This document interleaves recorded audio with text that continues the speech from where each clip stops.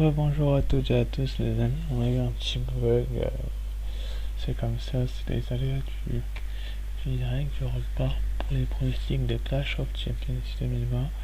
Et donc pour commencer, on aura le kick-off, donc le pré-show, ce sera le match simple pour le WWE Raw Women's Championship, donc Asuka, la championne qui va se retrouver contre sa nouvelle aspirante, Zelina Vega. Donc ce que je pense de la rivalité, c'est que pour moi c'est trop tôt pour que Zelina Vega remporte le titre, donc je ne la verrai pas gagner tout de suite le titre de championne, donc du coup on verra bien, mais je ne pense pas qu'elle va gagner le titre tout de suite, donc du coup Zelina Vega est très bien partie pour comment je peux vous dire ça, pour être jobé face à Asuka, parce qu'il n'y a pas d'autre mot, c'est ce qui va se passer, elle va être jobée, et je pense qu'elle va avoir quand même son moment de domination dans le match. On a bien vu à Raw où elle l'a dominé, Asuka, et elle enchaîne les coups pendant son match contre Peyton Royce. Peut-être qu'elle aura une seconde chance à LNSL, ça on verra bien, mais j'ai des doutes, mais pour moi Asuka est une excellente championne, elle vient de récupérer le titre le mois dernier, je le dis, je vous le dis, je vous le répète. Et du coup, je pense que ASK va garder son titre, son joyeux titre, et qu'elle va dominer dans les prochains mois, et que va peut-être perdre le titre d'ici quelques semaines. Donc, du coup, pour moi, je vois bien ASK garder son titre dans ce kick-off là qui va durer peut-être un match de 10-12 minutes, je dirais. Juste après, on aura donc Bobby Lashley qui va défendre dans le show principal son titre des États-Unis contre Apollo Crews, l'ancien champion des États-Unis. Un mois de règne, c'est ce qui est permis et accordé à Apollo Crews, donc enfin à Bobby Lashley pour le moment. Tant pour moi. Est-ce que Apollo Crews va remporter un deuxième titre des États-Unis? Je ne pense pas que ce soit le moment de lui faire regagner ce titre qu'il a, comment dire, fièrement réussi à défendre contre Andrade à 2 reprises. Mais ça c'est de passé. Maintenant il faut se concentrer sur le présent. Le whole business sera aux abords du ring, Bobby Lashley et comment dire ça, et excellent, et je pense que Apollo Crews, s'il veut gagner ce match, il va falloir qu'il se donne à 1000%. Je pense pas qu'il va récupérer son titre tout de suite, enfin, ça paraît tôt quand même d'enlever le titre à Lashley, mais après Retribution pourrait très bien intervenir pour justement coûter le titre à Bobby Lashley, ou Bobby Ashley, moi je rigole, Bobby Lashley, et il va pour moi être dominateur dans les prochaines semaines. Bobby Lashley, ils sont en fait avec Retribution, faut pas l'oublier. Est-ce que Retribution va gêner le whole business? Je pense pas, je pense que c'est encore un petit peu tôt qu'il les gêne. Du coup je vois une victoire et une conservation du titre de Bobby Lashley, qui pour moi est un grand catcheur, un grand talent qu'il faut pas cacher non plus, et qu'il va falloir dans les prochaines semaines. D'ailleurs il y aura des reviews de Raw et SmackDown de retour dès le prochain Raw, puisque je ferai pas la review du dernier SmackDown avant Clash. Ensuite après on aura les Street Profits qui vont défendre leur titre par équipe de Raw contre messieurs Andrade et Angel Garza. Et comme j'ai dit tout à l'heure, je vois une trahison dans ce match de l'un des deux Mexicains envers l'autre, lequel je ne sais pas, mais je pense que Andrade ne va pas être loin de trahir Garza, parce qu'il a quand même trahi Théorie. C'est lui qui a dit à Garza de trahir Théorie, je tiens à le rappeler. Et je vois pas les Street Profits perdre. Enfin, les Street Profits sont une excellente équipe. Ces derniers temps, ils l'ont prouvé à maintes et maintes reprises.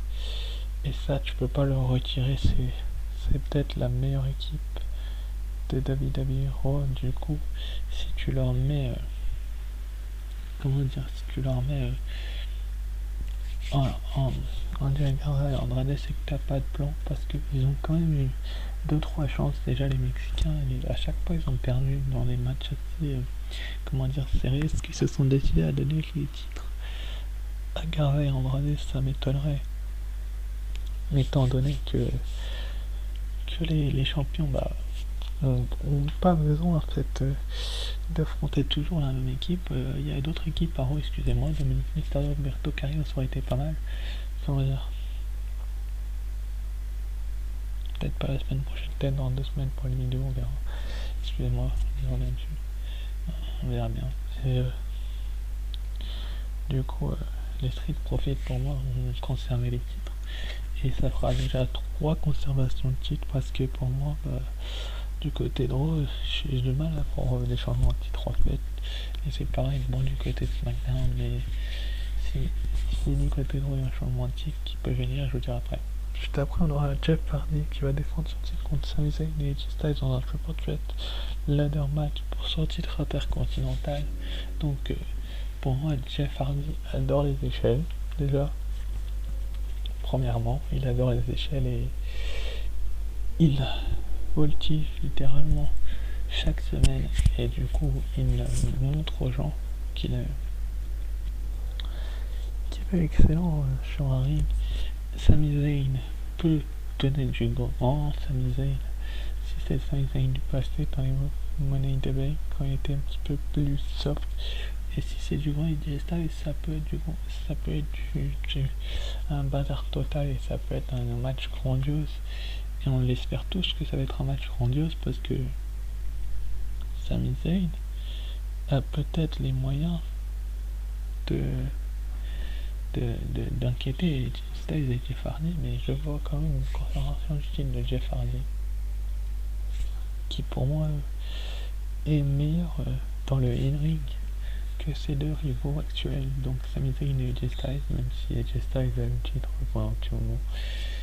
Mais ça c'est une autre histoire. Jeff Hardy avait été éliminé en demi-finale du tournoi, on se rappelle très bien la faute à qui, donc s'il n'avait pas été éliminé, il serait peut-être champion depuis plus longtemps et là j'aurais bien vu perdre, mais là je le vois gagner et montrer surtout aux gens que c'est pas son audace et son charisme qui va faire la différence, mais c'est plutôt son catch. Et même s'il se fait vieux, je vois bien, je verrais bien Jeff Hardy tout de même repartir avec le titre intercontinental de ce Clash of Champions et de ce ladder match. Après dans un LNSL, on peut en parler s'il se retrouve à LNSL dans un LNSL match.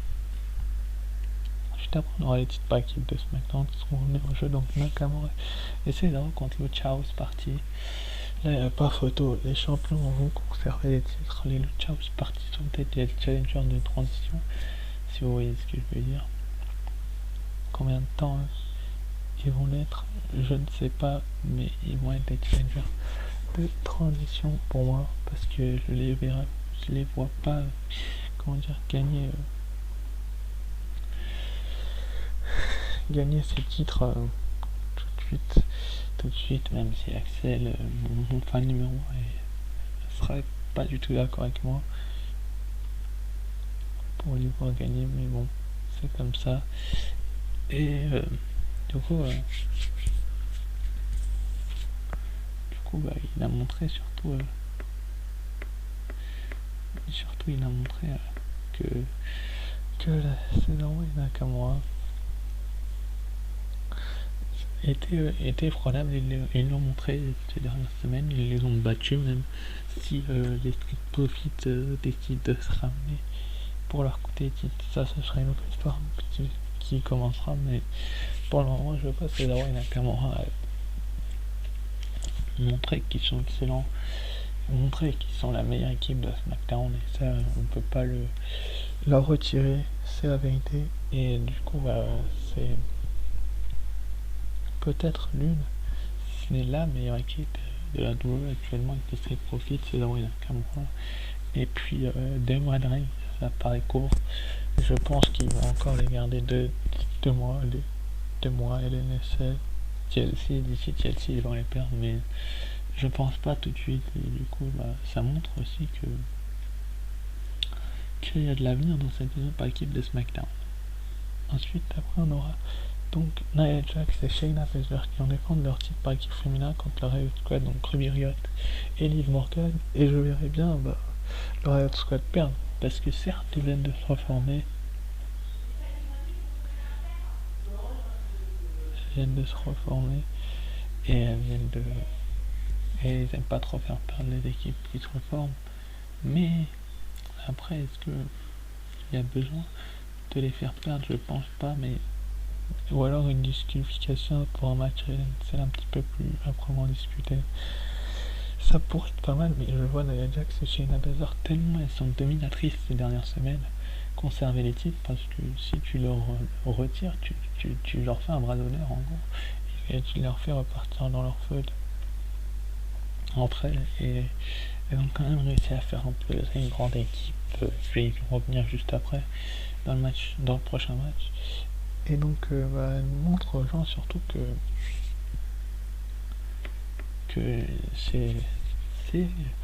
on peut s'entendre après cette foutu sur la tronche pendant des mois et des mois, après cette fait suspendre, pardon. Mais pour combien de temps ils vont s'entendre? Ça, faut leur poser la question à elle. Moi je me pose personnellement la question, et je pense que beaucoup de youtubeurs la posent aussi. Mais pour moi, les titres par équipe vont rester autour des hanches, à un moment après les avoir récupérés de Shayna Baszler et Nia Jax. Ça, y a pas photo là-dessus. Après, la manière dont elles vont gagner, je pense sincèrement une jump ou un PF d'athlète sur Liv ou sur Ruby. Je pense que ce sera plutôt sur Ruby, parce qu'ils n'auront pas Liv Morgan dans un match tag team. Mais après, est-ce qu'elles auront une autre chance? Peut-être, faudra voir les prochains épisodes de Raw qui joueront peut-être avec plaisir d'inviter, ou peut-être pas, on verra bien. Ça dépend du montant. Et ensuite, du coup, après ce match, on aura le match pour le championnat féminin de SmackDown, donc Bayley contre Nikki Cross. Donc là, premièrement, Bayley a trahi Sasha Banks. J'en ai parlé dans le match précédent à cause de Shayna Baszler et l'a blessée au cou avec une chaise, et elle lui a sauté dessus, elle lui a marché dessus littéralement. Elle lui a dit que c'était parce qu'elle lui volait la lumière, effectivement, et sans doute que c'est peut-être le cas, peut-être pas, normalement dans les prochains mois.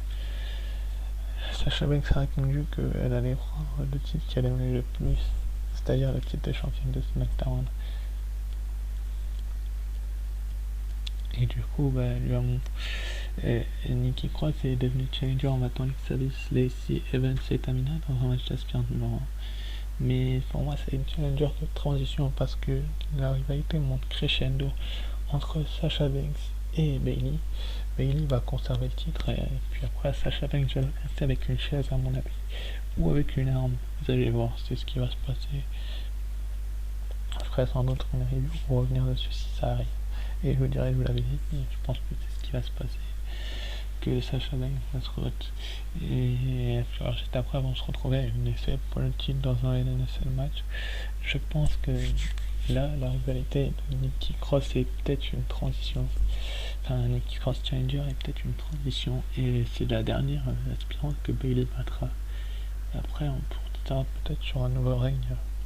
Et c'est pour ça que Sasha Banks est autant tabassé ces dernières semaines. Et du coup, on aime beaucoup Sasha Banks, mais quand elle se fait détruire par Bayley, on est triste. Moi, le premier, j'aime beaucoup Sasha Banks. Et du coup, je suis triste. Et j'espère qu'elle va se remettre rapidement. Ensuite, après, on aura donc les matchs pour le titre de la WWE. Donc, ce sera un ambulance match entre Drew McIntyre et Randy Orton. Donc là, je dirais que Randy Orton va être enfin un changement de titre, nouveau champion du monde poids lourd de la WWE. Je vais vous expliquer pourquoi. Parce que pour moi, Edge va revenir au Royal Rumble 2021 de sa blessure à l'épaule, il va gagner et ils vont se retrouver à WrestleMania pour le titre de champion du monde de la WWE tous les deux. Et ça va être une destruction totale entre les deux, mais lequel des deux va repartir victorieux? Je dirais peut-être Edge récupérera le titre à ce moment-là, mais Randy Orton va enfermer Drew McIntyre dans l'ambulance va s'en aller. Orton va partir avec le titre de champion du monde. c'est dimanche parce que je ne vois pas d'autre issue possible. Je pense qu'ils ont fait ça pour protéger Drew McIntyre d'un tombé. Donc du coup, le tombé paraît tout à fait logique s'il est... Enfin, la stipulation paraît tout à fait logique, c'est pour le protéger. Et du coup, bah, ça montre surtout aux gens que Randy Orton peut devenir champion du monde, mais après ils vont pas faire perdre Drew McIntyre de manière clean pour continuer la fête jusqu'à LNSL, voire plus. Peut-être au Survivor Series se retrouver contre le champion universel et le champion NXT, donc ça nous donnerait Finn Balor, Randy Orton, peut-être Roman Reigns. Ça serait pas mal du tout, mais pour le moment c'est Drew McIntyre qui a cette place là, mais il va la perdre. Je pense ce dimanche. Il va perdre cette place et il va montrer aux gens que tout simplement il vaut plus que Drew McIntyre et que c'était juste un petit coup d'arrêt qu'il y a eu au SummerSlam. Juste après on aura donc Roman Reigns qui va défendre dans le main event son titre universel contre Jey Uso. Une histoire de famille, on en a parlé tout à l'heure, une histoire de famille, donc Chloé cousin qui va s'affronter. Je pense que Roman Reigns va casser la bouche de son cousin littéralement et qui va se barrer, c'est sa nouvelle devise. Il va catcher torse nu apparemment, c'est sa nouvelle tenue. Et il va avoir une nouvelle musique Roman Reigns. Et je le verrai bien, dominer son cousin, le détruire.